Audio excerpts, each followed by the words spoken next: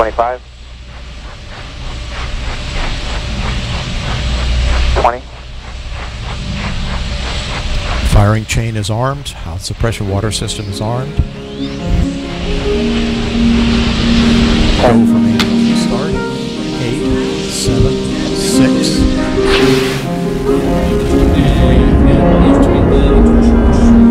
0, and liftoff for the final launch of Endeavour, expanding our knowledge, expanding our lives in space.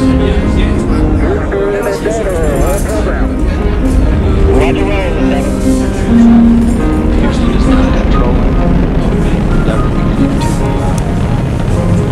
pull over onto its back. The roll program underway as Endeavour begins a heads down position on course for a 51.6 degree, 136.36 statute mile orbit.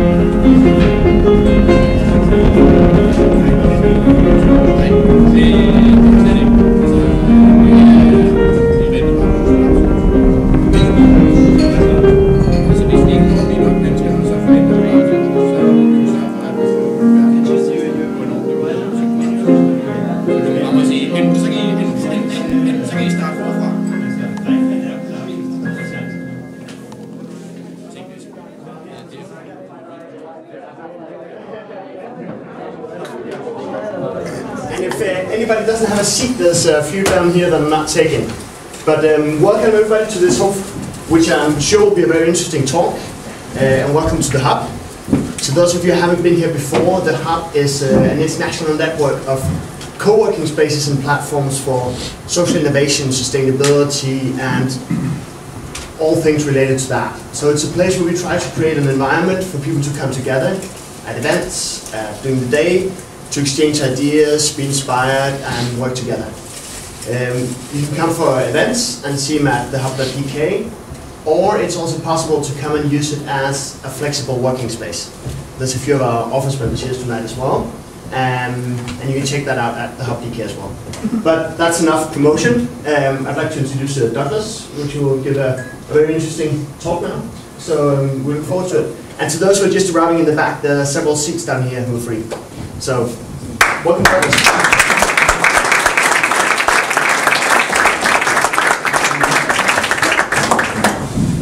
Hello, everybody. There are seats up front, so I'm patient. If you guys want to meander your way, don't feel like the outcast, like, oh God, I'm going to be that guy that's going to walk all the way up to the front. Don't worry about it, it's cool. But we will have you on camera. Yes, it will be on YouTube forever. Be that guy. All right. So let me give you a little background on myself. Again, my name is Douglas Mallette. I am currently the CEO of Cybernated Farm Systems, a company I just started a few months ago, with the lofty goal of nothing less than solving the global hunger crisis once and for all, using 21st century technical innovation, and not resorting back to 17th century old school agricultural practices. It doesn't work so well. I'm a former space shuttle systems engineer. I used to work with a subcontracted company to Boeing in Houston, Texas. And I'm also the author of Turning Point, a layman's guide to why space exploration and development matters to your everyday life. Sadly, more people know about Lindsay Lohan than they do about how well the space exploration and space industry has advanced their quality of life on a daily basis. So I decided to write a book that kind of sums it up and gives people a better perspective, and also a greater respect for what space exploration actually means. So what are we going to talk about today? Well, we're going to tell a little story. And the story is basically about space exploration and sustainability. How are these two things interconnected? Why are they interconnected? And why does it matter? There will be a quiz at the end. No, I'm just kidding. Sustainability in space increases sustainability on the Earth. It's not like the technologies we develop for space exploration stay in orbit. Those ideas, those processes, those capabilities come back down. And we can use those on the Earth, amongst ourselves, to make the world a much better place, if we afford ourselves the capability to do it. So what we're going to do is we're going to build a Mars base. Now, the Apollo program, when it first started, was not supposed to be just a one shot to the moon, put a flag, yay, and everybody come home. It was supposed to be a moon base with orbital platforms. There was a whole gigantic programming process that was set up. And part of that process includes how in the world do you have people live on a place that's not designed for people to live? To what level of technical advancement do you need to integrate into the system? How do you provide for their biological needs? How do you provide for their quality of life needs? That way, they're not spending their entire time just maintaining their habitat, but instead they're actually doing the science and the research that they're supposed to be there for in the first place. Okay? So what are some of the biological needs, and these are pretty simple, I'm sure they always come really quick, that the human being as a creature needs to survive? Anybody can throw one out. Air. Air. I heard food. Yes. Love. Water. Love. Everybody throws out love. Right. So what about quality of life necessities? Things that go beyond just keeping the creature alive, but makes the creature comfortable. Shelter. Energy. Energy. Light. Like climate control systems, which kind of goes in with energy, but yes. Okay. Clothing. Clothing, right? Especially around here. I am from Orlando, Florida. This is a big difference. So you guys have it in mind. You know what's going on. So you put a bunch of scientists and engineers and techno geeks together in a room, and you say, okay, how in the world are we going to provide all of this for astronauts on Mars or on the moon or somewhere else in the International Space Station, which is what's going on every single day, is that wonderful piece of technical know-how circles the planet every 90 minutes. So you've got air, food, water, sleep, medical care. Sleep and medical care, most people don't think about right off the bat when they're talking about biological needs, but if you really think about it, they're kind of important. Sleep deprivation can have some serious biological impacts negatively. And medical care, well, if you get broke, you got to get fixed. And so, especially if you're on another world or a space station or something like that, it's not like there's a hospital down the street. So, the systems that you put inside your base are going to have to be as robust as possible. They're going to have to be as efficient as possible. You can't afford to have something break. And so with that level of sustainability in mind, that's where space exploration and sustainability go together. Quality of life needs. Now the first one on Mars is actually kind of a biological need. You can't just go for a brisk morning stroll in the Martian air. You can do that on the Earth. You can live on the Earth without shelter, but shelter makes life a little bit more comfortable. It allows you to control, climate control, so if it's cold, you can keep yourself where you want to be. Clothing, education, energy, transportation, and communication, to highlight some of the prime ones.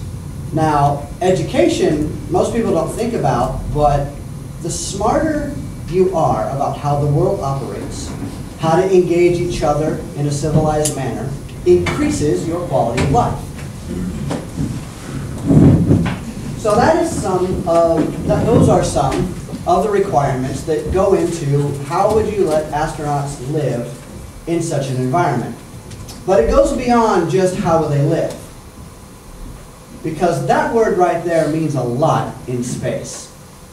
Abundance is by far one of the most important words, not just for space exploration, but also for peaceful existence on this planet. I'm going to take all of you and I'm going to put you on a deserted island. And I'm going to give you one coconut tree, and that's the only food source you've got. Now I'm pretty sure most of you will stand up and say that you're very well-behaved, honorable people who are not prone to violence. How long do you think you would last in that mindset on a deserted island with one coconut tree amongst all of you? Environmental conditions drastically shape, positive or negative, our behavioral characteristics. Now, if I put the same group of people on an island with 500 coconut trees, what do you think the odds are that you're going to fight over coconuts? Probably going to play sports with them or something. You're going to have so many of them. So abundance, having more than enough, is essential for creating an environment that allows us to behave well with each other. And when it comes to space exploration, it's vitally important on, say, a Mars base to have not 100% of what you need. You need 125% of what you need, 150% of what you need. Why? Because there's no Walmart down the street for you to go shopping if you run out of something, or any grocery store chain. Everything in space exploration has much larger logistics windows. 2 years to send something there and back. You can't afford to run out. People will die. Well, actually, that same scenario applies back here on the Earth. If there's not enough of something, people can die. Same philosophies, different environment, but if you look at the way we operate the planet today, we don't really do it that way, do we? Now in space, we have technical abundance. What that basically means is we put all of our bells and whistles and innovations together in a way that we can produce the most of what we need with the smallest amount of human labor input. Why? Well, because the astronauts are not there to just maintain their habitat. They're there to go do stuff, to pursue their passion. What is their passion? To be scientists, to be explorers, to go out into the Martian soil and drive around in a cool little go-kart and dig up a bunch of dirt and see if there's life there. Things like that. Likewise on the moon. Not so much life, but other things. So on a Mars base, technical abundance is vitally necessary. The same can be said back here. Now, you go back 50,000 years ago to the hunter-gatherers that populated this planet. They lived in a paradigm of natural abundance. Really, really big planet, not a whole lot of them. So they were able to basically use the planet as they wanted and not suffer any negative ramifications because they're not having a big ecological impact. They would use a spot and then move on to the next spot. And a couple of cycles later, where they were once before, would end up going back just fine. Natural abundance. When you start looking at populations in the billions, nature's kind of going, yeah, time out. I'm kind of having a hard time keeping up with you people. And we see that happen on the planet all over the place. Fortunately, we've got pretty good brains, most of us. And so we've invented ways that basically puts nature on a higher level and allows our technical systems to use natural practices to create technical abundance. So, now we're going to look back here on the Earth a little bit. And we're going to look at some of the technologies that exist in today's world right now. And I do have a source sheet that lists every single piece of technology that I'm talking about. As a scientist, engineer person, I never say anything without being able to prove it. And so if anybody wants access to that, I did not print them because why waste the paper? I can just send you an email. So you can fill out a list, give me your email address, and I will send it to you. I blind copy everybody. Nobody will see your email addresses, and I have no interest in spamming you. I'm too damn busy. On the Earth, we have air. Well, as long as we don't muck it up, the Earth does a pretty good job of providing that one for us. And we all recognize, for the most part, that we need to do things a lot cleaner when it comes with regards to air and pollutions and things like that. The same can be said about this one, water. Likewise, the Earth has a lot. We figured out really neat and innovative ways to take the ocean and turn it into drinking water and things like that, using desalination systems, etc., etc. And then we have some really amazing new discoveries and new technologies like like portable nanomesh, carbon fiber nanomesh materials. Basically, you take a bottle, and as such, empty, go to the dirtiest mud hole in Africa, run the filter through, and you can drink the water on the other side instantly. It filters out all the muck because bacteria can't get through that nano.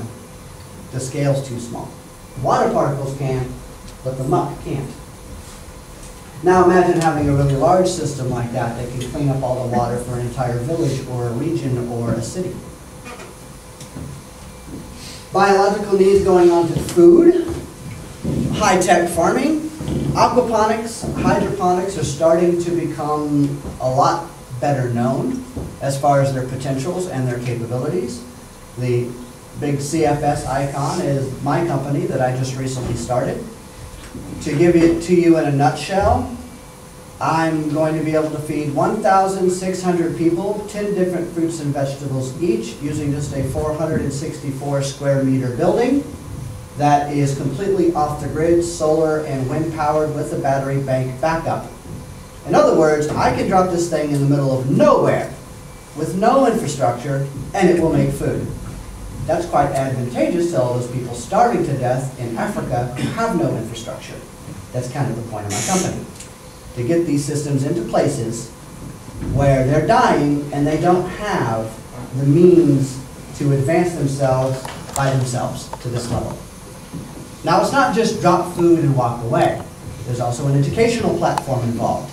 We're going to teach these people exactly how this building works, to respect the tech that goes into it. We don't do a lot of tech respect these days.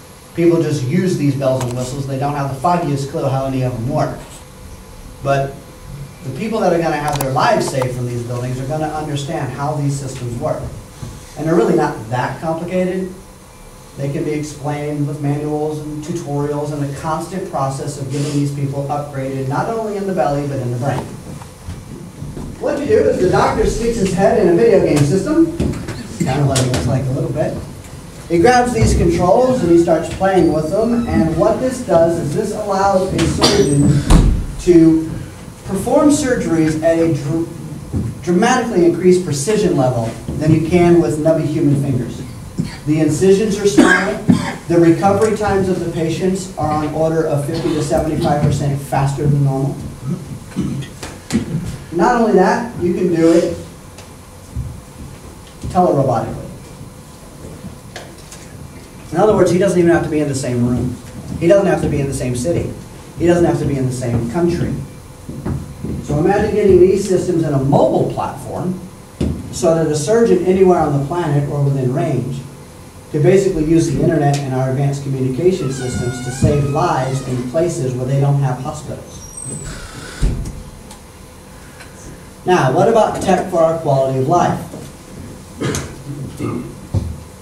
I got to know contour crafting and Dr. Kushnievis. He's a professor at the University of Southern California. He came up with this really cute system, and I got to know it because of Haiti. How many of you obviously remember the Haitian earthquake a couple of years ago? People are still living in tents. What century are we living in? They're still in tents. So what does this do? Well, this is a big robot that can build a 2,000 square foot house in 24 hours.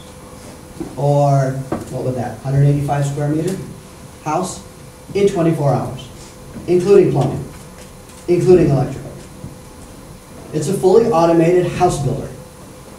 And it's on wheels, and the materials that he's invented, you can see them here on the right, basically stack layer these buildings. And because he's a civil engineer and he works with mechanical engineers and everything else, they've made this material property, this special concrete, that is tremendously stronger than what we currently have. And so it's perfectly safe and viable. There's only one thing preventing him from building a full-scale prototype to actually fully detail out all the bells and whistles. What do you think that restriction might be? Money. Money. Money. Lots of capability, not a lot of finance. That's kind of dumb. Clothing and other products. Automated sewing systems. Imagine the height of independence. Instead of settling for what another clothing manufacturer says this is the latest trend and you should buy this whizzy widget or whatever kind of clothing item is out, you take a little bit of this top and a little bit of this bottom and you customize it to your size specifically, because not everyone is just a small, medium, large, or whatever. And you send this to a local facility down the street that custom creates in the colors you want, and the fabrics that you want, and the style that you want, instantly on demand, prints out your clothes or sews your clothes and sends it to you. Or 3D printing. Now I forgot to take it out of my bag. 3D printing is the ability to rapidly prototype pretty solid and robust things, and complex things with threads, and complex things like full-scale models or complex models in a couple of hours. Basically what you can do is you can put in a blueprint of a particular design, and these 3D printing systems will, in a short period of time, create what was once a drawing in just a couple of hours. And the more complicated the object, the longer it takes for it to do it. But for those of you who do get my, my source sheet, the video that I've linked, it will show you that it can create some very complicated parts out of one run, one move. It's all out of one piece. Gear systems that interconnect, you spin one and there's like 20 of them connected in a ring and it'll make them all move. And they're all perfectly interconnected. It can do very complicated geometry. If anybody wants to see these afterwards, you're more than welcome to come up and bang on them. So imagine having the capability, and this will be really advantageous on Mars, to have some of the basic stuff or materials that you need to create whatever you need, and when a part breaks or something goes askew, you just rapidly print one out really fast and you replace it. Say something breaks in your house, do the same thing. Say you want to customize and make your own dishes, do it. Because it really works just like a printer. It has 2 cartridges. Some of them have 3 or 4 cartridges of different colors. And you literally put this cartridge of stuff in, kind of like ink, but instead of ink, it like contour crafting builds the house in layers, it builds this stuff in layers. And they are getting a lot better with this. They now have 3D printing systems that can do titanium. Really complicated. I have pictures. You guys wouldn't be able to see them. I don't want everybody to have to rush up. So you can come and see the pictures of some of the titanium designs that they've made using 3D printing. Education. We live in a pretty dynamic world, and in this particular case, education and communication go hand in hand. We have the ability to learn anything, anywhere, almost any time, thanks to the internet for the most part. But we're also coming to realize that the traditional mode of education, the industrial factory line process of kid goes into grade 1 and just goes through the motions until they graduate at the end. Congratulations, you're now a cog in the wheel, go get a job. Not exactly the most stimulating way to educate children. In fact, quite the opposite, it stifles a lot of creativity in children. So a lot of leading experts are starting to figure out that the brain doesn't quite work that way, and that we need to adopt more dynamic, organic, interactive modes of learning. Not based on how old someone is, by saying, oh, you're this age, you're only allowed to learn this, but by cultivating a natural passion in them for whatever they want and try to throw the other stuff in there as they go. And as different kids learn in different ways. A 6-year-old might be really interested in art and not care about math. But by the time they get 11 or 12, maybe they flipped and now they're more interested in math and not so much in the arts. So things change, passions change. I'll give you an example of how dynamic education is. I have an 8-year-old daughter. She just turned 8. When she was 6 and a half, almost 7, I put her on a website that I learned about called Khan Academy, Khan Academy.org, developed by a guy by the name of Salman Khan. It is a really cool self-directed learning platform, so we put her on the math bit. Right now it's mostly the hard sciences and math, and they're trying to figure out how to get history and English and other disciplines to fall into this dynamic learning platform. But consider it a tree. And you start off at the top, 1 plus 1 is 2. That's addition 1. So you go through the real basics. Every module has like a 10-minute video. And there's jokes and stuff like that. It's not all uber serious of some authority figure in front of the room. In fact, you don't even see anybody. All you hear is the voice and you see the light pen writing on the board. So it kind of gets a little bit away from this I'm the boss, you listen to me mentality. And it's more, I'm your friend instructing you, let's just go along. So we put her on that, gave her some of the basics on how to navigate the website. It's a perfectly safe website, so we didn't have a problem with her doing her own thing. 2 months later, She's doing it like 30 minutes every other day. She comes up to me and she goes, Dad, I'm having problems with the word. And I'm like, you're doing math, what are you doing with words? She goes, what's obtuse? And I'm like, obtuse? You mean obtuse? Yeah. She runs off. Obtuse, as in obtuse, acute, right angle, trigonometry related words.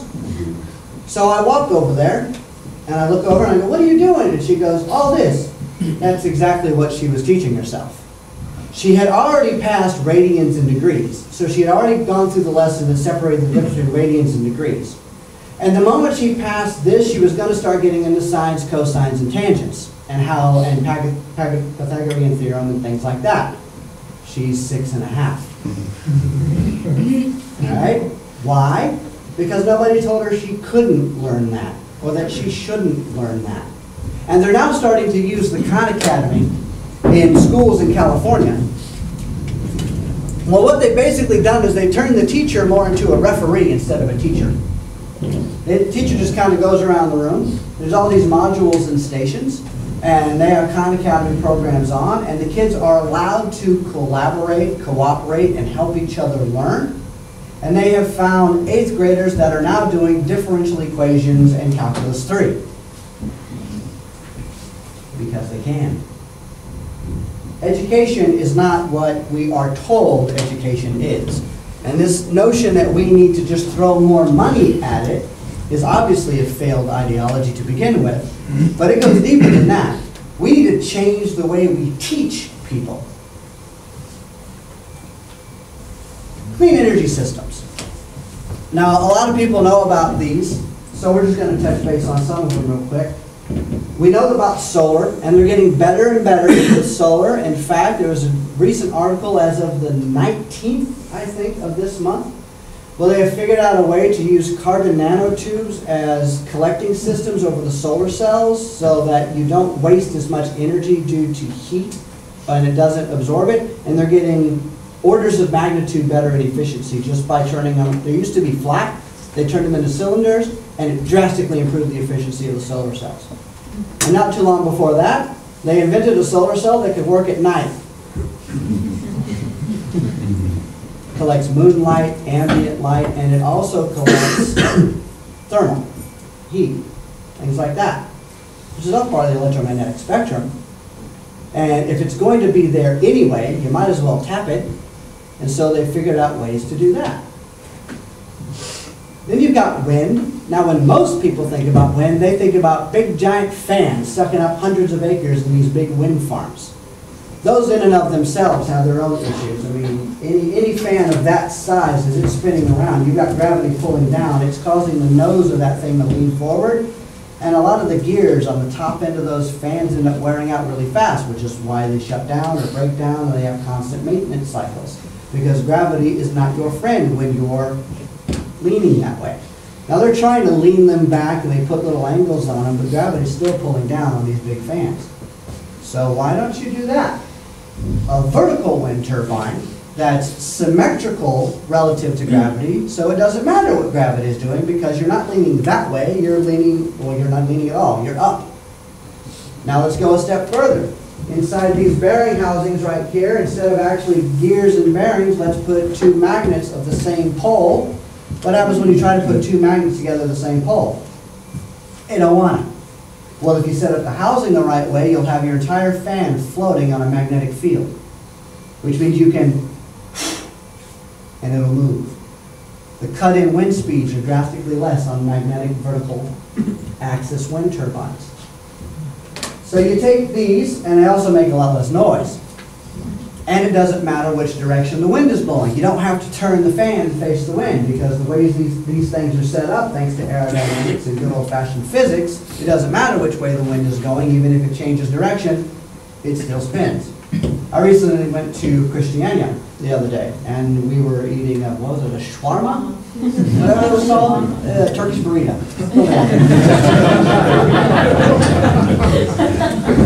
And they have one up there, and it's just doing its thing. going around like crazy. It's not like you guys don't have a shortage of wind in this place.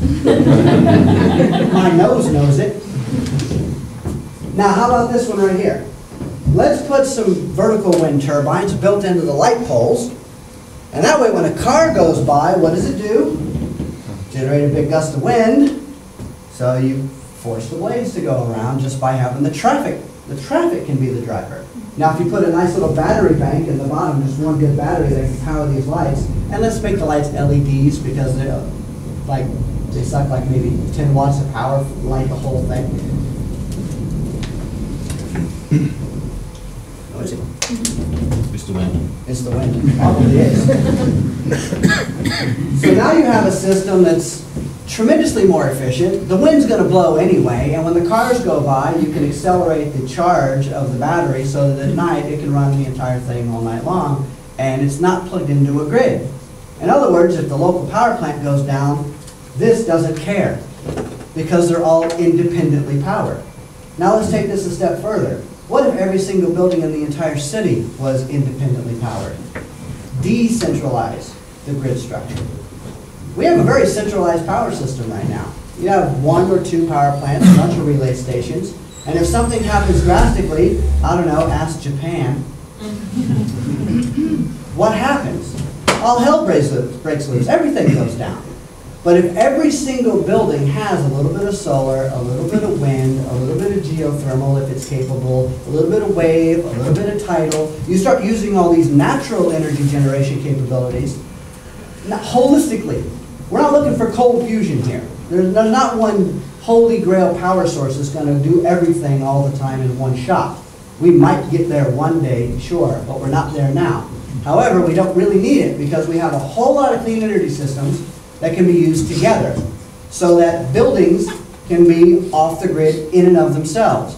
If the building is too big, then you have a house that nobody's in right now that's generating 160% of the energy that it needs because everything's off. If you have a smart grid with a quasi-AI computer system that can in real time see where the energy loads are, it can shift power from that 160% building to one that maybe is short by 20 or 30% and do it instantly. It's called dynamic load balancing. Nature does this all the time. We can have our technical systems do the same thing. In fact, on the International Space Station, that's exactly what we do. We have dynamic load sharing. Clean energy systems continue. You have the Bloom box, which is a fuel cell, an advanced fuel cell that is really powerful, very efficient. Currently, eBay, the company eBay in California, is running some Bloom servers to supplement its power needs. About 40% of its energy is coming off of this. And the primary ingredient is sand. Sand. There's a crap load of sand on the planet, so I don't think we really have a big shortage of making these fuel cells. Currently, they're running on natural gas, but they are doing research to get them solar powered or electric powered, kind of like a self-electrical electrolysis built in. So imagine they get that up and running and they're really close to it. Now you have wind systems. Power failure. There we have it. That guy. Now he's hiding behind lockers. He brings wind. Yeah, he brings his own power system. So imagine you take all these clean energy systems and you plug it into that fuel cell system, you have one hell of a robust infrastructure for your power. We don't have to worry about energy. Now we have energy in abundance.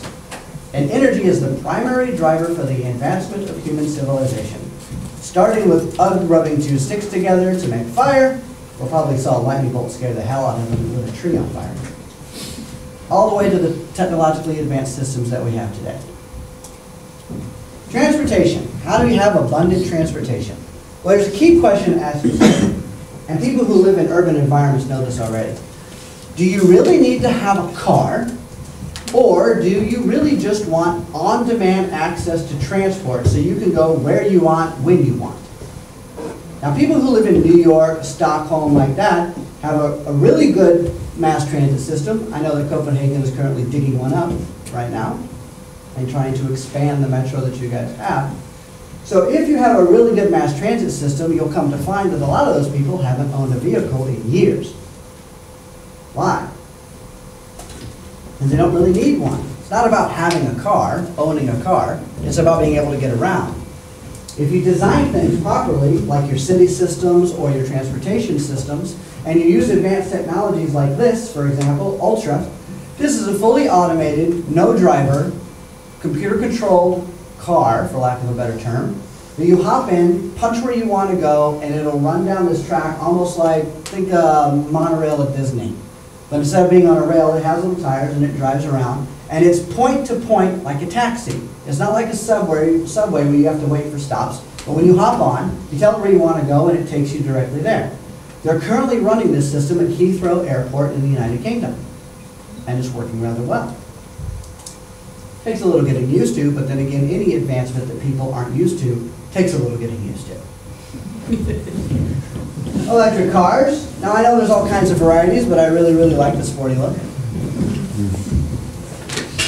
So you've got Tesla motors, you've got Nissan with the Leaf, all these other options are coming out for electric vehicles. It's not so much that the electric vehicles aren't capable. I mean, yeah, can they go 300-400 miles yet? No. But that doesn't matter so much if you have a good infrastructure. But we hear a lot of the political arguments and people who detract against electric vehicles, well, we just don't have the infrastructure for that. How's everybody going to charge everything?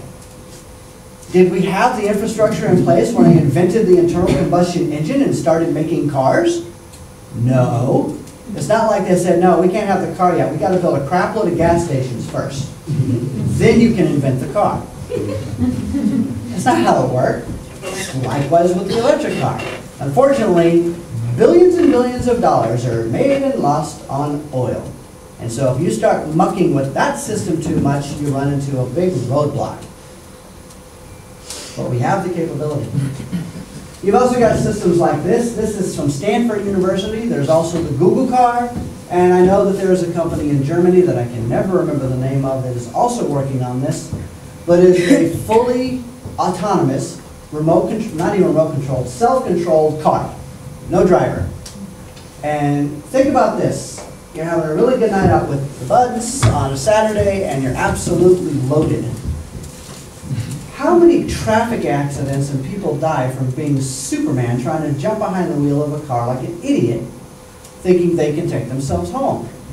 When you could get on an app on your phone, and if you can see it, you may probably make the icon really big. Ask the car to come and get you. These remote taxis, for lack of a better term, can show up at any time, pick you up, and take you home. And since they're radar-driven, GPS-controlled, and they can track all the vehicles around them for like about a mile radius, and they can communicate with each other at light speeds using radio systems and everything else, they'll know what the other cars are doing, and the other cars know what it's doing, and the odds of you running into an accident are 0. And then we've got maglev trains, which Asia is really up on. For some reason, my country is completely retarded when it comes to that. We are very married to our cars and airplanes. However, if you were to take something like this and really make a robust network around the entire planet of high-speed maglev trains, you could get around a lot easier than with an airplane. Trains can hold more people. It can be more comfortable. It can go almost as fast. And if you do something called ETT, which is evacuated tube transport, that's basically taking a car-sized vehicle, putting it in a tube, sucking half the air out, and you can go about 1,500 miles an hour. Because drag can be a pain in the butt as far as how fast you can go, which is why you run into issues with trains can't go too fast because they run into wind resistance, all the air. But if you put it in a tube and you suck a lot of the air out, you can go a lot faster. Now you don't want to accelerate that quick, that might be uncomfortable. But you can get up to those velocities and then slowly come back down, and you'll be able to go New York to Hong Kong in about 4 to 5 hours. You basically just kind of cross over the North Pole a little bit and you kind of come back down. ETT has an entire map laid out on how you could do a global grid of looping systems where these transports could take you anywhere you want to go, and you can take a nap and wake up and be there anywhere in the world pretty much. So why don't we do that? That would be expensive, wouldn't it? Now, do we have the natural resources to do it? Yes. Do we have the technical capability to do it? Yes. Is the planet populated by enough science, techno-engineering geeks? Yes. Who would like to do that? But do we have the political or financial will to come close to making that happen? Getting access to the resources. Yeah. So, let's get on with this one. Communication. It's hard pressed to argue against communication. I mean, you've got your tablet right there, and people have got their phones, and I Skype with my wife and daughter almost every single night. Go back 20 years and try to explain to someone that you're going to be able to hop on a laptop and do a live video conference whenever you want, halfway around the planet. That then wasn't even conceivable, but now our communication capabilities are so strong that that is actually in our phone. They have Skype apps in the phone where you can do it through your phone now. So that's not a problem. So we've got all these opportunities to create abundance in our ability to eat, have clean water, get around, communicate, have shelters that can be rapidly produced at a high state of safety for every man, woman, and child on the planet. We have the technical capabilities and the natural resources. So then there's a question. Can our current socioeconomic model actually handle that level of abundance, that level of sustainability? Was it ever designed to be that efficient? No. No, it wasn't. A lot of people forget that the economics that we have today were basically developed about 2,000 to 3,000 years ago. It really still boils down to markets and financial transactions. Now that started off as like seashells and coins. First it was actually trade and barter, right? 2 sheep for a cow, that kind of stuff. The world was a very big, complicated place. You really did have a have and a have-not scenario where you couldn't grow or cultivate something on an abundance level, on a robust level. So some people became this particular occupation and some people became this particular occupation. And then they would trade their knowledge back and forth through goods and services or whatever. So that was perfectly viable way back then. We don't live in the same world anymore. We're not in that level of deficiency. We are living in a world of potential high efficiency if we actually did it. So, let's do a little breakdown. What do we have now? What do we need? Based on everything I just told you, and I just went over some of the real basics of the technologies that we have today that exist right now. None of that sci-fi, none of that needs to be invented. All of that exists right now. We have a system based on scarcity, which was relevant when it was devised. What we need is a system based on technical abundance. In the market system, what happens if you flood the market with a particular widget or whatever? The value of that goes. Now, it might have a high intrinsic value, like food or something like that. People need it to live. It has a high value for us. But the market value can be highly messed with.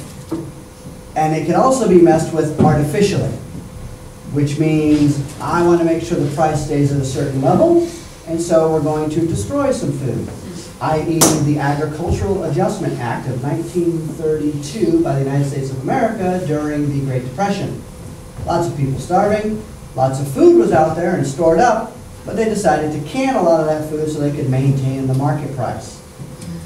How asinine is that? And trust me, America's not the only one that does stuff like this. Every country around the planet for hundreds of years have done that to maintain this artificial equilibrium that they think is relevant. So we have a system based on inefficient human labor as the main driver. What we need is a system based on efficient technical labor as the main driver. Now that makes a lot of sense, the human labor bit, when that's really all we had at the beginning. I mean, yeah, eventually we got a couple of ox to pull a plow and things like that, and then we started developing tractors, which really started reducing how much human labor you needed to do farming. Just look at the agricultural sector, like how many people it employed 1,000 years ago on the planet versus today. Well, look at the productive capability difference between 1,000 years ago and today. We can produce a whole lot more with a lot less people. That's where the technical labor bit comes in. We've gotten really good at inventing systems that don't have emotions, they don't need to take a lunch break, they don't smoke cigarettes, they don't care who they're serving. My food systems don't care if you play Xbox all day or if you're a rocket scientist. It will make food all the time, indiscriminately, forever, as long as it's clean energy powered and is maintained properly. Now, fortunately, there are enough techies out there that love that kind of stuff that would do it as a hobby if they could. In fact, a lot of them do. How many people? There are plenty of people who have aquaponic and hydroponic farm systems in their own houses just because they like it. They think it's pretty cool. And there's a lot of people who tinker with robotics all the time because they like it. So now let's put those two people in a room and let them be the ones who they like doing it anyway. They're the ones who would make sure that the buildings and the facilities were managed and upgraded and adjusted accordingly. We have a system based on cyclical consumption for constant growth. What we need is a system based on sustainability and balance. How many planet Earths do we have? How in the hell can constant growth be the dominant model when you only have one planet? Money. That's later. It doesn't work. We're going to run out of stuff. And we're starting to see that happen, by the way. It's also about making a lot of redundant systems in this thing, because in this current system, because you've got to have cyclical consumption. Which means, how is GDP derived? You just got to sell a bunch of stuff. It's all about profits and bottom lines and getting a lot of merchandise out there. In other words, you can make a really, really good phone that lasts 150 years that costs way too much. Or you build a really, really crap phone so that the poor people can afford it. Now the resources, the natural resources that go into both of those phones is virtually identical. This one breaks really fast and people chuck it. Look at the waste. Just look at cell phones as a simple example. How much waste goes into making duplicate, less efficient, terrible versions of just that one product. And how many natural resources we waste on a regular basis just there. Now look at every other industry and how much product duplication and how much stratification we have in quality of product. If we actually set out with the purpose of sustainability and balance by making the highest quality version of every single thing possible based on current knowledge, and now if there's a big revelation that happens in 20 years, then you make sure that whatever you made is as recyclable and renewable as possible. That way you minimize the resource impact on the products that you create, and you can actually make more products than we currently do now to satisfy the needs of everybody on the planet. We have a system based on ownership and control. What we need is one based on usership, which is a word I made up, and open access.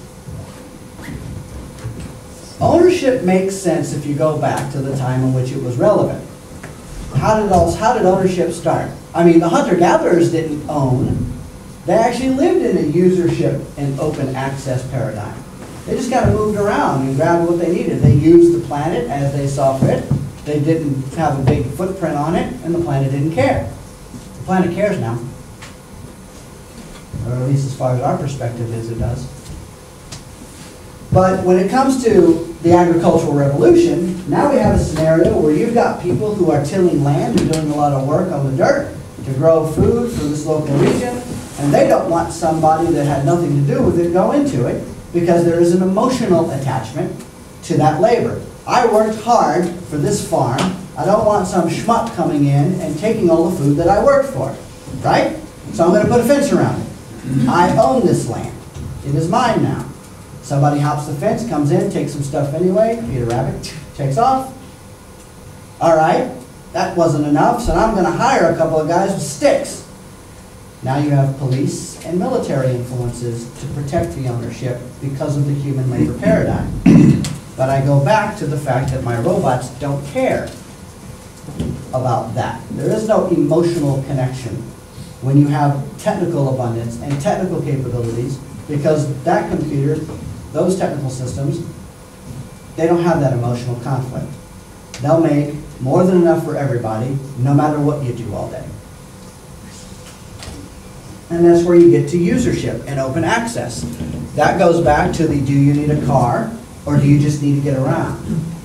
That goes down to open access, things like Wikipedia, like Linux. Linux is one of the highest examples of open access, open source information sharing. Who does not know what Linux is? All right, Linux is an operating system platform for your computer. Yeah, Windows is one, and Linux would be another one. Windows is proprietary, controlled, closed off, can't mess with it, got to buy the next one when it comes out.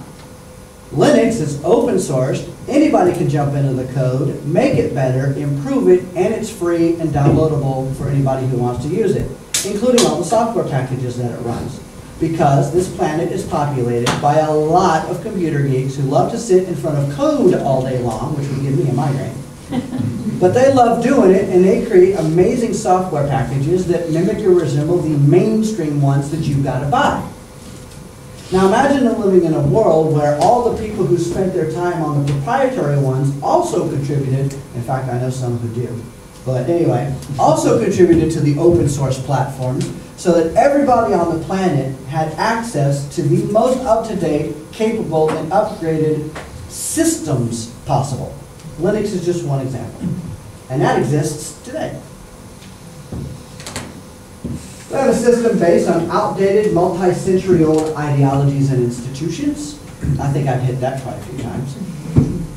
What we need is a system based on forward thinking, adaptation, and emergence. We're always learning new data, right? We get new information. The human species is constantly learning. The Earth is flat. I know it's flat. Look, if you go there, ass is going to fall off the edge. A little bit of science, okay, not so flat. Different new data, different way of thinking. Completely different look on how the world operates. Moving forward. There's no way you're ever going to get into space. Besides, it's flat up there too. Can't you see it's like this big glass plane over it. Everything's about at the same spot. Some of them are brighter than others. All right? Tranquility Base, the Eagle has landed, man on the moon. Okay, yes we can go into space. New data, new way of thinking about ourselves, our planet, the universe, especially that whole turn around, look back, and take a picture of the planet thing, which gave a whole lot of people a big wake-up call. So we move forward, we adapt. But look at our socioeconomic systems.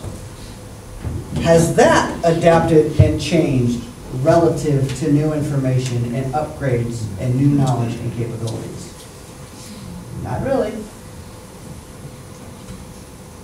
There might be tweaks here and there, but when you start getting to the levels of capability and abundance that we have today, it's falling apart. It shouldn't have to. There shouldn't be a man, woman, or child on this planet that suffers in any way, unless they bring it on themselves because they went hiking and forgot to pack a rope. But that's on them. What we have now is a system based on hostile competition, secrecy, and differential advantage. And what we need is something more akin to collaboration, cooperation, and information exchange for mutual benefit. That goes back to the internet. We're exchanging information all the time, and that's perfectly free. Now granted, some of the information is way off. So you got to learn to filter the nonsense, the BS, from what's legitimate. When it comes to competition, I'm actually not anti-competition. It's not like everybody's going to sing Kumbaya around a campfire. Competition is okay. Two scientist friends or colleagues going up against each other to solve a particular problem is not really a bad thing in the long run, is it? Somebody's going to win. Somebody's going to solve that problem. The entire human species is going to benefit from it. And if these two scientists are ethical and educated the proper way, they'll congratulate each other and go have a beer after they're done. But economic competition kills people. Economic competition pulls resources from one area, from one group of people, over to another group of people. Ergo, starvation, then planet destruction, deforestation, yada, yada, yada. Economic competition is not really good. But don't take away my sports. Because at the end of the day, sports doesn't kill anybody. But that can. Secrecy and differential advantage, well, that just goes into the mine, I own it paradigm. Does it not? But if you're collaborating, imagine if every single scientist on the planet or technical person worked together, instead of building missiles, bombs, and guns, decided to increase the energy efficiency of every single city on the planet and or design better cities on the outskirts, so that we have these really amazing productive capabilities all around the entire planet. It's not like we have a shortage of brain power. We just don't always use it in the right way. We have a system where political opinion, influenced by financial contributions, which we all know about, called lobbyists, dictate the ebb and flow of political operations, of global operations to benefit a select few. Just ask the Occupy group how that one works. A system, what we need is a system where the scientific method is used in conjunction with human experience and technical foundations to enhance the lives of all people. Now, this isn't some Terminator futuristic robots taking over the world thing. There is a human element involved. A lot of people ask about, what about AI? What about you get self-aware technologies, robots that can think for themselves and they're almost human? Well, at that point, as far as I'm concerned, they are human. They should not be used as slave labor, and they should be treated just like everybody else. That would be the proper and ethical thing to do. But a dumb tech, what I call dumb tech, some robot machine that just cranks out something over and over again and doesn't have feelings or emotions or self-awareness, can be used in a way with human experience and advancing knowledge to produce enough for everybody on the planet. We need to move from an old system to a new one. I consider it like an upgrade. Right now we're running Windows 1.0 and we need to upgrade to Linux. We call it the resource-based economy. Before I knew what that term was, I just called it a Mars base, because that's exactly how it would have to operate. And this was figured out decades ago. It was under a different name, it was under a different premise. But if you apply all of those foundations back here on the planet, we can do it now. So that's a cute little name, RBE. But remember, there are no utopias. There's no such thing as perfect. We're not talking about a perfect world, we're just talking about a better one. Something that's much more efficient, it's better for more people. It actually takes into account everybody and kind of gets rid of these racial divides, religious divides, geographic divides. I was fortunate enough to be on the bowling team, or the bowling league, with the pilot of Space Shuttle Endeavour, which was actually my bird, that's the one that I was assigned to, the last mission. And he had been on previous missions before. And one of the things I asked him, and I asked several astronauts when I went around the space facility in Houston, what was one of the first things you thought when you got up there and you turned around and you looked back? To a T, every single one of them basically say, it's the most amazing sight I have ever seen in my entire life, and I wish every human on the planet could have this opportunity. And there are no lines on a map. You just see the Earth. You see land masses and water, and that's it. And you know down there are a whole bunch of animals and plants and creatures and people trying to make the best of it, but we're not exactly using the right systems anymore to make the best of it. We're simply going from an established society, which is what we have now. This is how it is. This is how it's always been. As if somewhere in a book it's written, God created heaven and the earth and money and banks. Which is obviously not true. To an emergent society which adapts and adjusts its capabilities based on what we've learned, and when we reach a sufficient enough level where we can do something efficiently and sustainably, then we just go around the entire planet so everybody goes up one notch. So how in the world do you get from here to there? How do you go from this mess that we have today to something that's a lot more equitable for more people?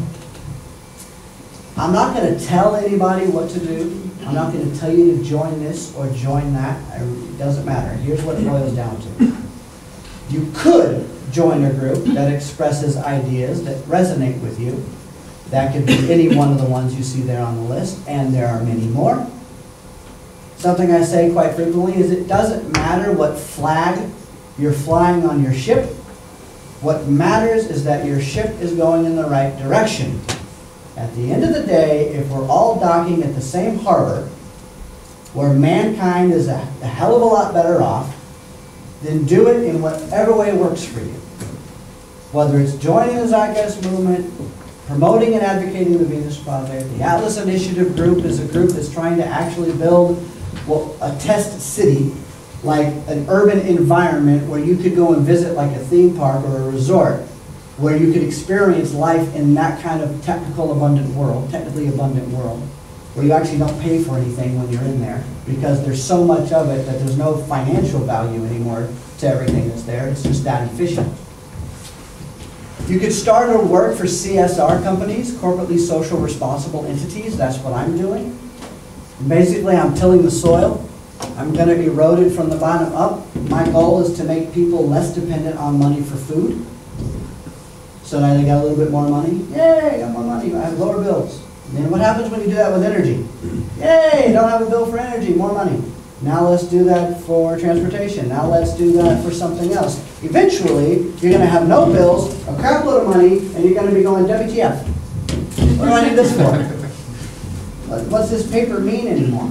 My food's covered, my water's covered, I've got solar, rain collectors, I've got transport, I've got the things have been over time developed in a way to where I don't need this artificial proxy anymore. I don't need this anymore.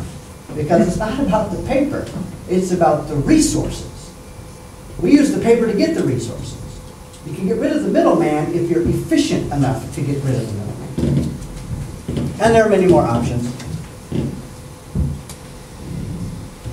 In the long run, we're all one species.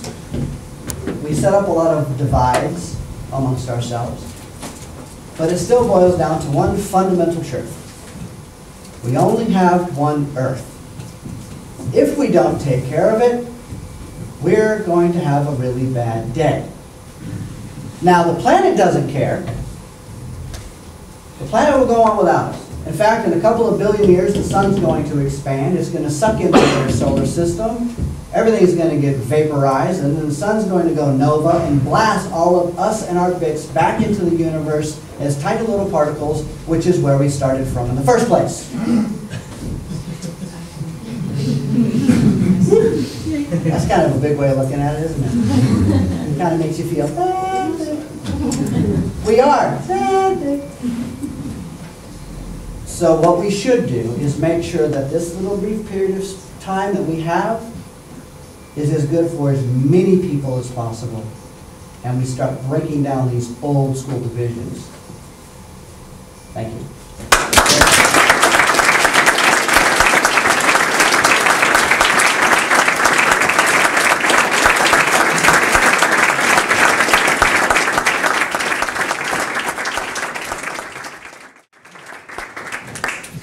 Questions?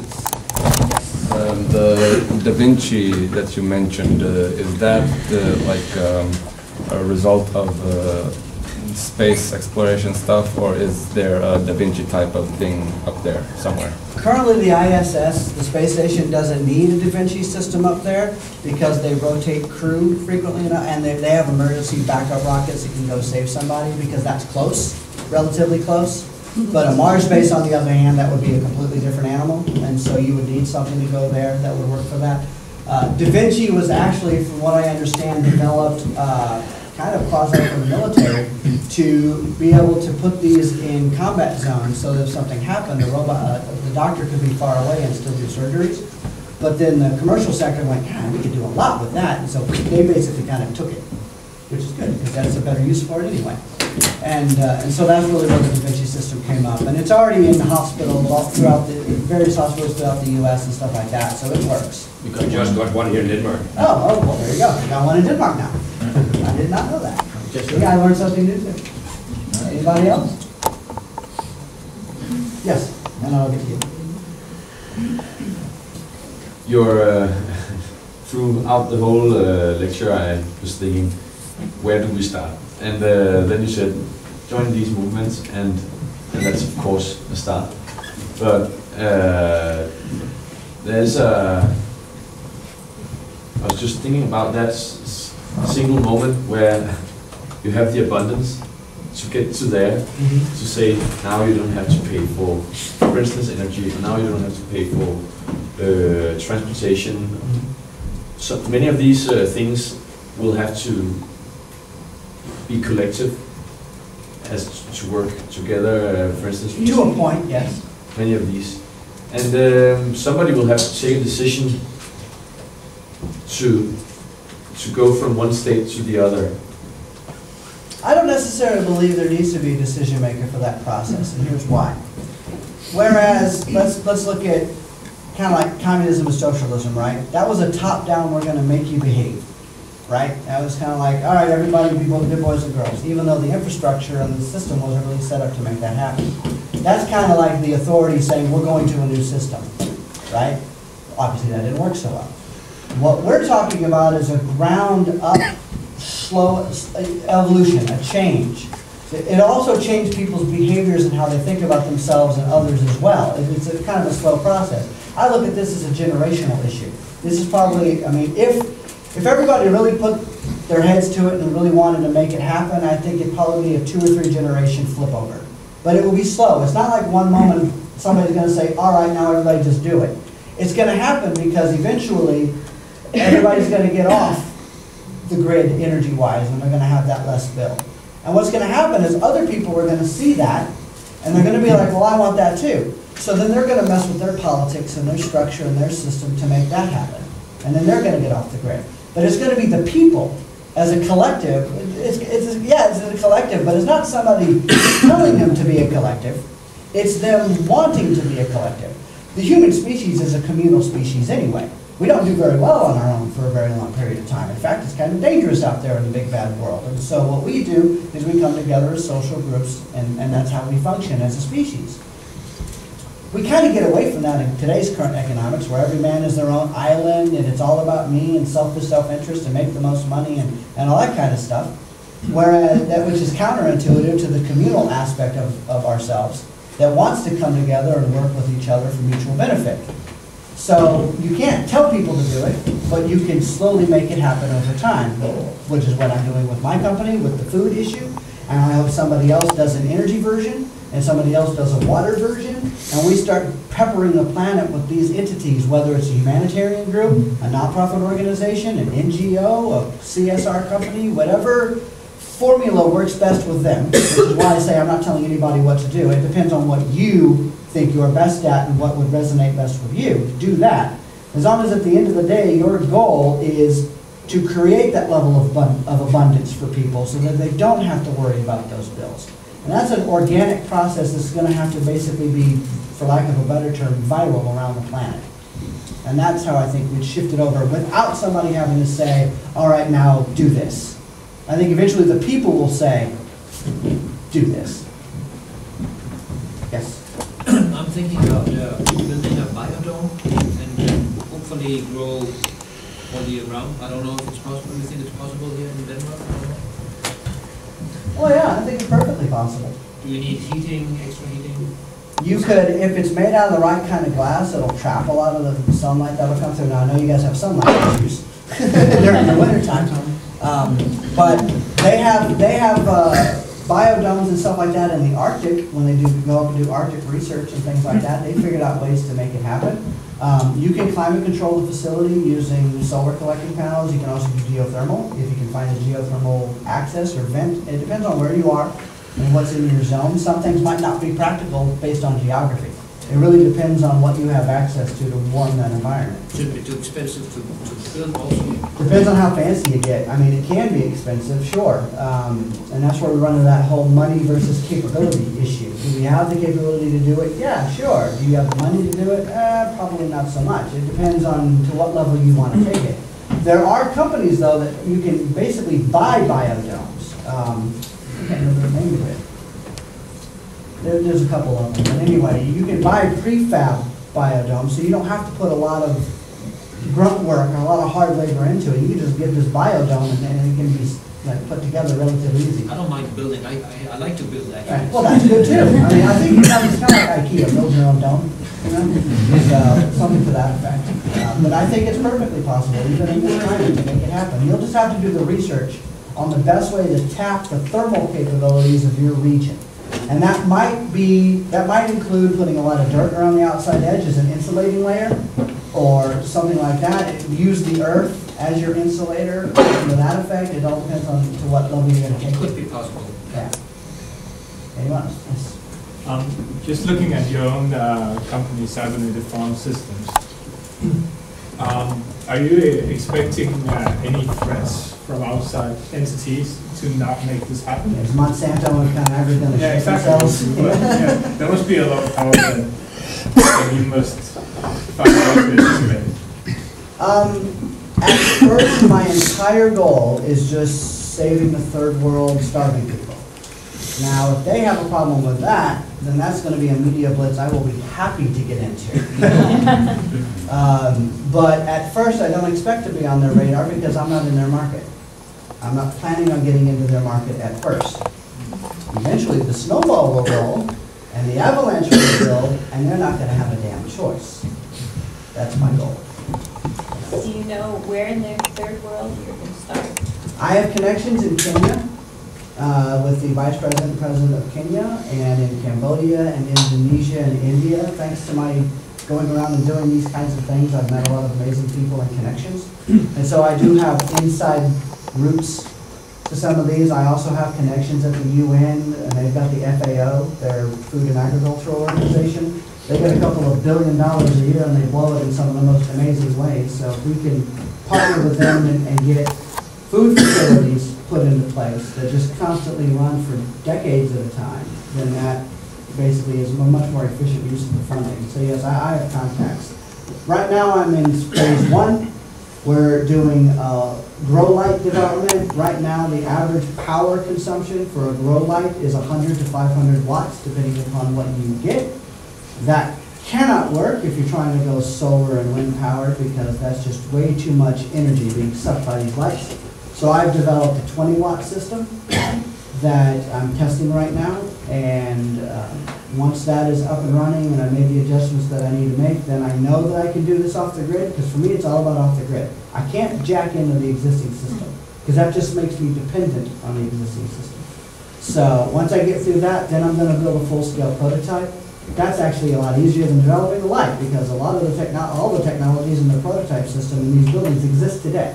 They're used for different applications. So that's the systems engineer in me, is going to take all these different concepts, put them together under one roof, and we have a salad factory. That's what I call it, the salad factory. Yes. I would like to short comment about the transition also, because we have all the capabilities now, and we have all the knowledge, and the problem is that our current system is not, it will not be able to exist if we, for example, have abundance of electricity and we would make it our own. We have the possibility to do it. We have Stirling engines that can do a lot more power, but the problem is that our whole system is based on the taxes and income from these things that we want to transition away from. Yeah. So we will experience a total welfare collapse and collapse of our state if we took it in. If we produce our own energy, think about how many money the government gets in green taxes on our energy bills. You just look at the energy bills and then times that with 5 million for your neighbors. So it's That's why our governments say we want green energy. But on the other side, they also know that we want green energy, but only if we can get you to pay for it. You're not allowed to do it yourself. Because if you do it yourself, we cannot tax you. No. And the same with, now they have a nice thing with our electric cars. And they have zero import tax on electric cars. But today in the newspaper I just read that the government is losing millions, or not millions, billions on the registration of cars because a lot of loopholes. So think if everybody, if they really want us to drive electric cars, then they will have zero income on the. And that's why in the first world is going to be a lot more difficult to do some of these things, which is why I'm going third world first. Mm-hmm. I look at it this way. Africa has been the bastard child of the planet for long enough. I think Africa could be the savior of the planet if we do things the right way. And the people that are being screwed the most can be the ones that basically force the hand of the rest of the world. As far as I'm concerned, as Africa goes, so goes the rest of the planet.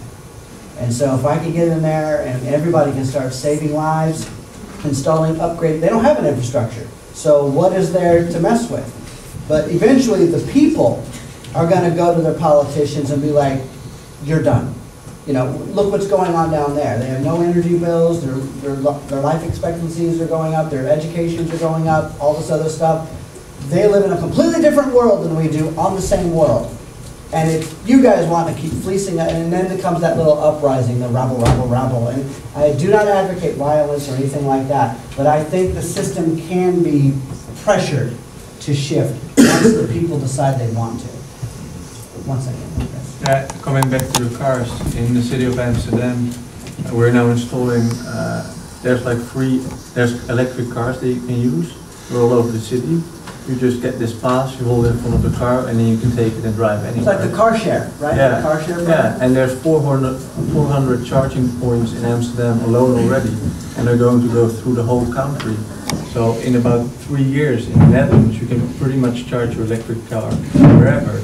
And then there's an iPhone app, and you can see where the nearest car is or where the nearest charge point is. Right. And something that might be interesting for you as well, there's a university in the south of the country. Okay. They have their own hydroponic system. Right. And they're testing lights at the moment. Mm-hmm. And they've just developed a light which uses very little electricity. So it is perfect for these sort of vegetables. And they're trying to create different lights for different sorts of vegetables. Right, maximizing the efficiency. Yeah, and they're doing that in cooperation with Philips. Right. But it might be something that's interesting for you as well, technology. Get to me at the end of this and let me know who that is and I'll write it down. Just 2 minutes. We'll go back there and then we'll go over here. Go ahead. Thanks for painting such a big vision of future development. I see obviously some of those changes require like a complete shift in thinking and so on. But some of them could be pretty straightforward. Just turning a windmill from vertical to horizontal. Why do you think that these, let's say, rather simple measures that would still create profits for the company? So then somebody comes along with a vertical one and people are like, whatever, you know, I don't know what the resistance is there, but they are just as, if not more efficient, they last longer and things like that. So it would behoove people to pressure, if they're going to build a wind farm, build a whole bunch of vertical ones. And with these particular systems, you can do it with like little ones on every house, things like that. But the problem with that, and we're alluding to it left and right, is that would destroy the energy money. I mean, if everybody got that independent. And that's a huge problem that we're going to have to overcome. And that's why it's an erosion process, and not a instantaneous overthrow process, because that could be a lot worse for a lot more people. But yeah, if people were to say, no, don't do it that way anymore, do it this way, it takes up less land. Give it a little aerodynamics 101. When the air goes through the blade on a traditional fan, it comes out completely turbulent and messed up. And that's why you see these blades so far from each other, because the wind has to kind of come back together to hit it the right way. Vertical doesn't have that problem. It goes like this, and if vortexes wind up, but the wind can cut right through it and keep going, they can be closer together. Takes up less land. You don't need to have, you don't have to take up so much space. You can pack them closer together. So there's a lot of benefits to it. So if people were to get, first, read up on it, get as educated about that as possible, the mass populace needs to do this, or some group, some organization can be founded to do that, and then use that as a lobbying force and say, stop doing it the dumb way, start doing it this way, and here are the reasons why. And that's a way to get that ball rolling. If I can just add, there's actually a bit of a problem with those windmills. They have a very hard time sliding up by themselves. Which ones? The vertical ones. Not if they're on the maglevs, not if they're on the magnetic bearings. Even on magnetic bearings, at least I've seen some small-scale experiments where they had excellent energy output, but they couldn't get them to start up, basically. How small were they? This was, I think, a half million or something. Okay. Yeah, the smaller ones are a little more difficult. Yeah. So, I mean, basically, you can put a little windmill on top or whatever just to drive the first one. You got like kind of like a Kickstarter. That's kind of one of the arguments against Yeah. it. So. Okay. Yes. How far are you from getting the totally greenhouse or food productions? For my company? Yeah. If things go according to the schedule, less than 12 months from as of 3 weeks ago. Is there a web page where we can follow the process and see your programs? I haven't created a website yet because I'm only in phase 1. I was going to wait till I got to phase 2 first because there really wasn't a lot to report, but I do have a Facebook page dedicated to the company, and I give updates on there all the time. It's called Cybernated Farm Systems. So if you just search that in Facebook, it'll pop right up. And that's why to keep in contact with you if you want to do programs like that in Copenhagen and stuff like that. Yeah, there's if that information sheet that I can email you guys at the end will have my Facebook page, my email address, the CFS, my company's Facebook page, and different ways that you can follow and reach out to me and stuff like that as we go along. So if you want to stay in contact. We have an email list over here, so you can just write up your address if you want. Yeah. And print it in like capital letters so I can read it because I've already had way too many bounce backs from people who probably really people who really wanted the information, but they were writing in cursive. And I'm like, first of all, half of it's Dutch or Norwegian or Swedish or whatever. I couldn't understand it. And then it's in cursive, which is impossible to read anyway. So anyway, just try to print it as neatly as possible, and you'll get that information. Yes. If you're in a really arid region, dry region, won't a lot of water disappear from the system when you pick the vegetables? It only Water uses, recycle, right? Right, it recycles because it's aquaponic. There's actually, it only uses 1% of the water that a traditional system would, but we're putting 100% of the water in there that it would need. So, and not only that, there are moisture extractors that you can put on these buildings. Even if the humidity is low, there's still humidity in the air. And so you can extract moisture out of the air. And so there's that capability. If it does rain, you can collect rain. But we're also going to have backup tanks built in too. And you know, if it ever got really weird and there was an entire decade where it just the water table kept going down in the system, well, I'll just bring in water and I'll fill it back up, no cost. I don't care. I'll just put more water in the system. Because I'm not out to fleece the people on additional costs and maintenance and all that. These buildings are a one-time cost and a one-time cost only. Everything else from that point forward is on me to make sure that it works as good as possible. That's what sustainability is supposed to be about. Not fleecing people on maintenance plans and constantly getting $1 out of them every time something breaks. Practice what you preach, right? Yes. What kind of waste would you expect from that project you're having? From CFS? Yeah. The only waste that will come out of it at all will be a couple of dead fish every once in a while, and if there's if we're growing too much food for the region, they'll have biomass, which isn't really waste because you can turn that into compost and then use that to fertilize the soil in the area so that their dead land becomes live land, and then they can grow wheats and grains and things like that, which really can't be done aquaponically. So that's the only waste, because it's all green, clean energy power. There's nothing else that goes into it. Basically, once you turn the building on, you don't need to touch it after that. Yes? For the plants, where does the nutrition come? Okay. That's do you know how aquaponics works? No. No? Okay. For those who don't know what aquaponics is, it's hydroponics mixed with aquaculture, which is basically a fish farm and a plant farm. The catch is that fish waste their pee and poo, whatever, dirty up the water. The plants actually want that. So you filter the dirty water to the plants and they suck the nutrients out of the water and that's how they get their food. Then you run that through a gravel bed filtering system to add in more magnesiums and the metals and things like that, doing it the natural way, the way Earth intended. And then that cleans up the water and you run that clean water back into the fish tank. And so that's a closed loop system. Works just fine. That's how the Earth operates. Then you've got a secondary closed loop system. This is how you feed the fish. Tilapia, which is the fish we'll be using, feeds on a plant called duckweed. Duckweed grows in the water. So it's a water-based plant that can grow in the same ecosystem that the fish are in, and then they eat that, and then the duckweed feeds off of fish waste too, so that's a closed-loop system. So you've got two closed-loop systems working together, so that's why you don't have to add anything to it once it's up and running. And aquaponics is already a proven technical system. It's already, universities are doing it, so it works.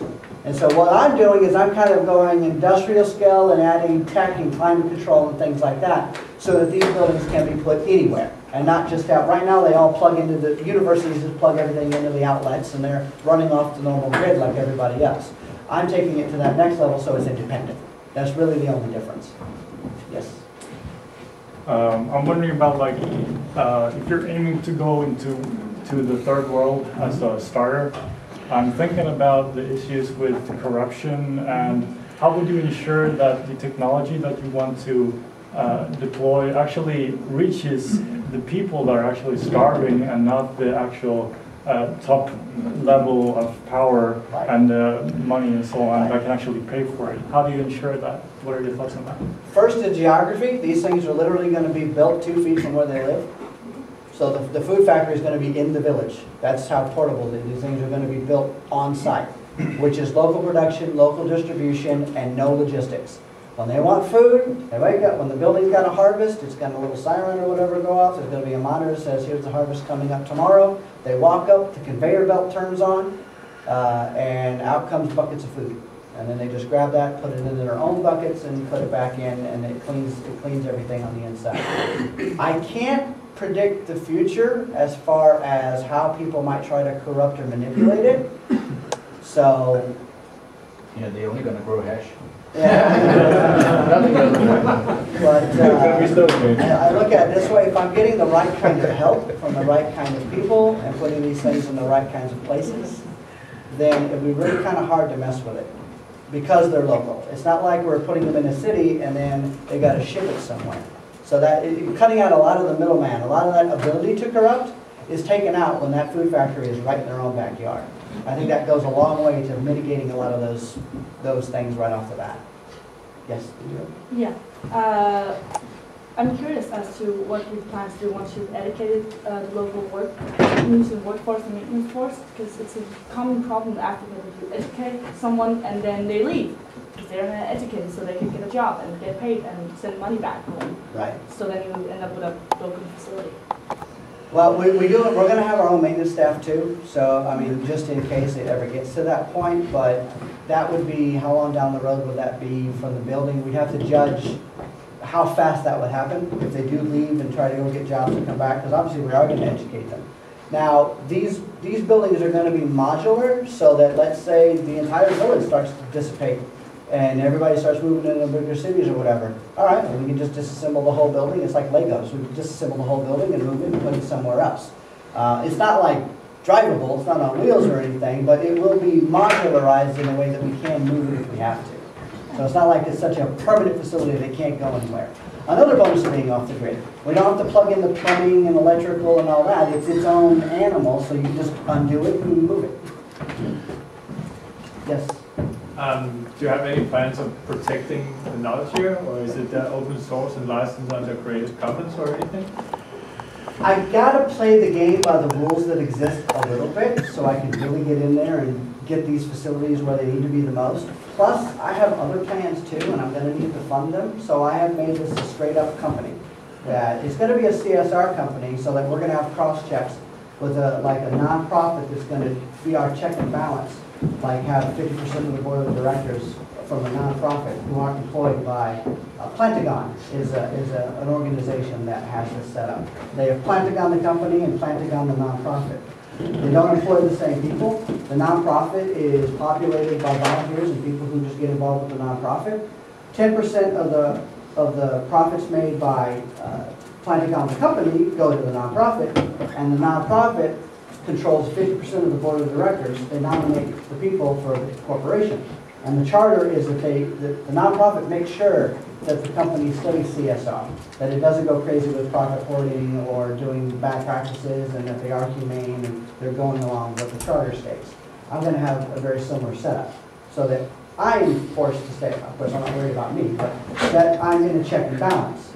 But I am using the profits. The reason why I'm not making this Creative Commons yet, might later on, but yet, is because I do want to bring in a lot of resources, a lot of finance, because I have other things I want to do. I have an energy program that I want to develop, but I've got to have the funding to do that.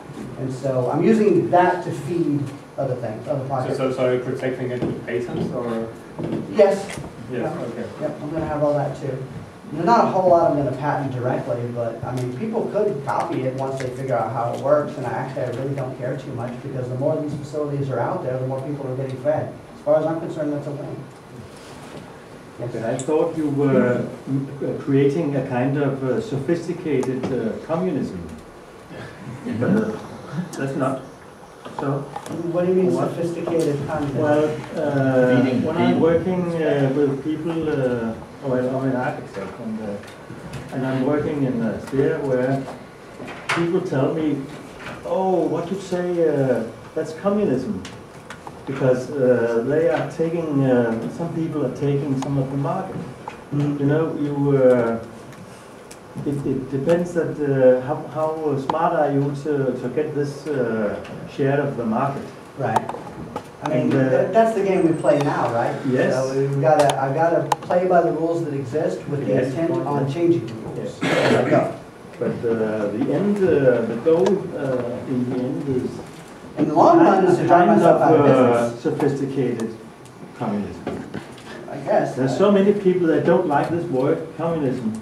But they love the word community. But I find it is a necessity you're talking about. You have to go another way in the market way.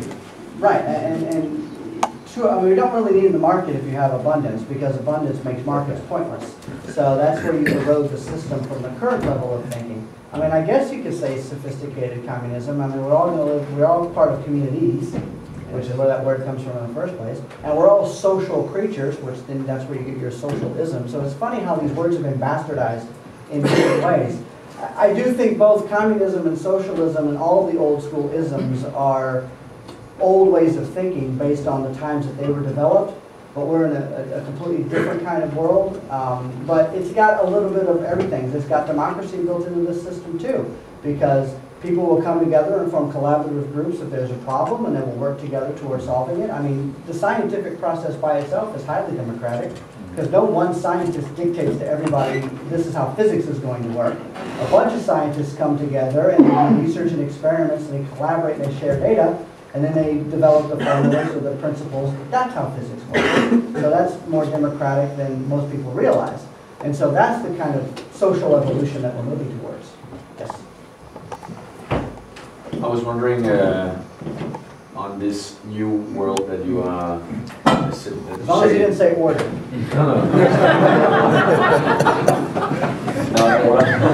Which you say is necessary and to overcome the coming problems. But I might be a skeptic or a bit of a pessimist, because I think people are underestimating the impact of the coming climate catastrophe, which will ruin almost a lot of what we have built and what we have become used to, both from food supplies, water supplies, stable weather in many parts of the world. Really horrible storms are ruining all bases of normal living. I agree. It will come to Europe as well. I agree. Harsh winters like those we had last year and the year before will become normal, and as well as drought right. in many parts of the world. And this will trigger really massive social unrest, which I think will be a very big barrier for the collaboration and knowledge sharing and all other things that will be the basis of the world you are asking for, and which I think many of us find very attractive thought, at least. So what is your response to this? We better haul ass and move as fast as we can to stop it. I mean, really, it's a speed issue, isn't it? I mean, if we keep doing what we're doing, then we're just going to kill ourselves. And it's coming.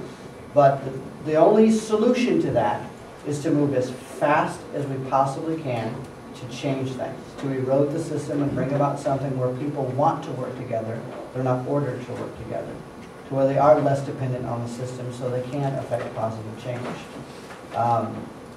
I can't predict the future, and I don't know when the global climate issue is going to get a tipping point that's just, you know, no way back. I don't necessarily believe in no way back anyway. Nature finds a way of rebalancing itself, and we might have to adjust accordingly. Yeah, but Earth was not built for man. Oh, I know. We're temporary custodians. Totally. And tell the dinosaurs. They thought they were here for a while, too.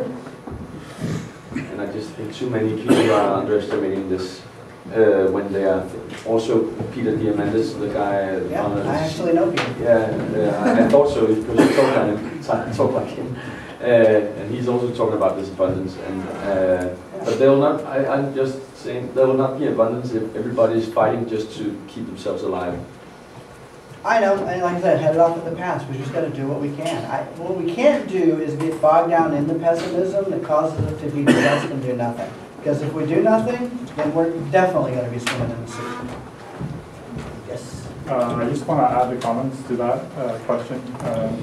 Because I don't know if it's different here in Denmark than it is in Sweden where I live.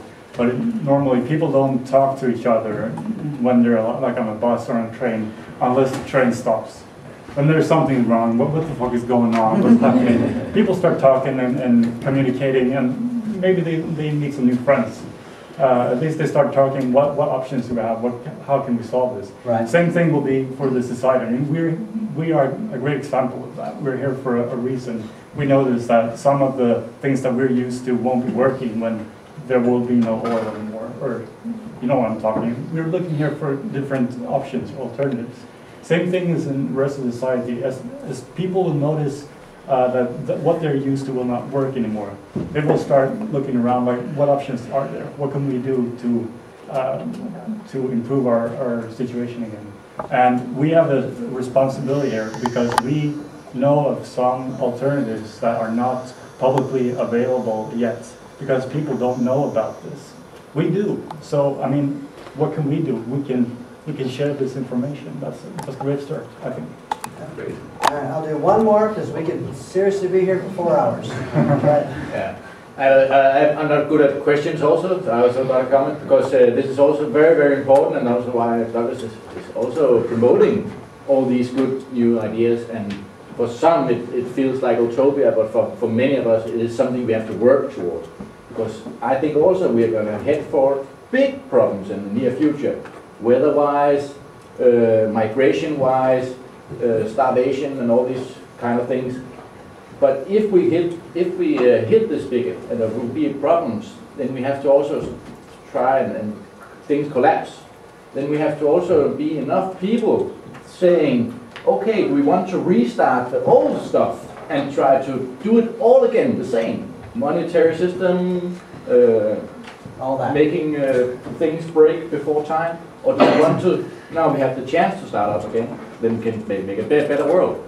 So, and also we have to hope we are not at the tipping point and try to fix things now, and we cannot just sit down and say, oh, it's too late, or I cannot do anything. Of course you can't do it. Everybody can do it. I usually part, this is sometimes in the middle of my lecture, but I'll leave it at the end, something to think about. If you talk about this to other people, they throw out the notions of, you know, that's crazy, that's never going to happen. They can't wrap their head around it, right? Because they're so well conditioned to accept what they've been told from the time they were born. I mean, God, you start learning math using money and stuff like that. It's in books, it's in kids' books. I mean, it's put in there right at the beginning. Go back 50,000 years and try to explain to a hunter-gatherer indoor plumbing. They have no reference. They have no understanding, and they're going to think you're talking about some utopian ideal. Wait, you mean I can turn on a tap and I can get hot or cold water anytime I want and I don't have to go anywhere? Look, I've carried a bucket to the creek. My dad carried a bucket to the creek. My grandfather carried a bucket to the creek. We're always going to carry buckets to the creek. Don't let those people, that thought process, stop indoor plumbing. Thanks.